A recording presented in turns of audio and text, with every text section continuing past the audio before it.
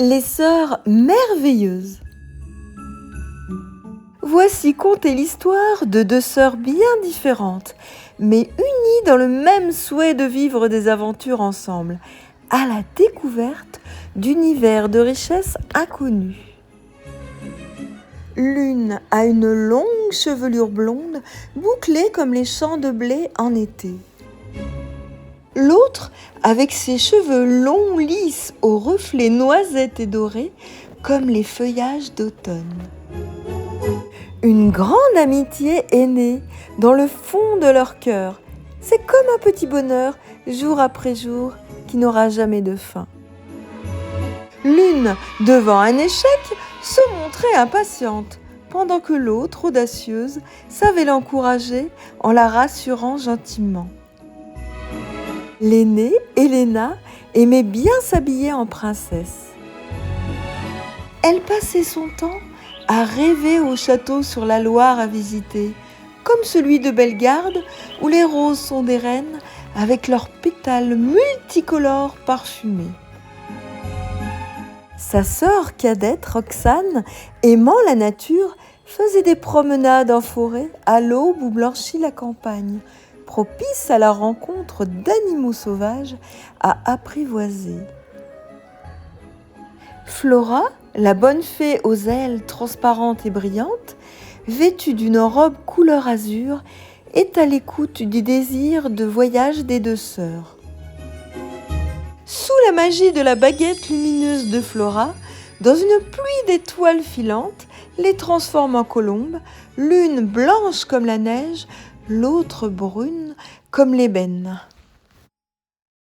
Helena et Roxane s'envolent dans le ciel azur en direction des châteaux de la Loire. Le premier qu'elles survolent est le château du Cé, celui de la Belle au bois dormant. Puis les deux sœurs se dirigent vers la forêt pour faire une pause après leur premier vol. Roxane aimerait bien rencontrer des animaux sauvages. Là, sur le sentier, un écureuil très proche fait ses provisions de noisettes.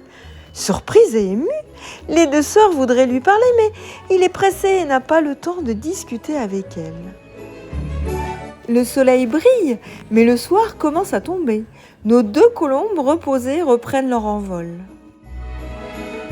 Arrivées près du château aux roses multicolores, le château de Bellegarde, Helena et Roxane se posent près d'un bassin d'eau claire et fraîche. Helena, se penchant, aperçut une grenouille qui sortait sa petite tête de l'eau. Elle lui parle, pensant à son futur prince charmant. Mais, sans réponse, la grenouille plonge sous un nénuphar et disparaît. Helena est désappointée. Elle s'attendait à ce que la grenouille se change en prince charmant. Voyant sa sœur triste, Roxane la rassure et lui propose de se rendre aux festivités du château de Chaumont-sur-Loire.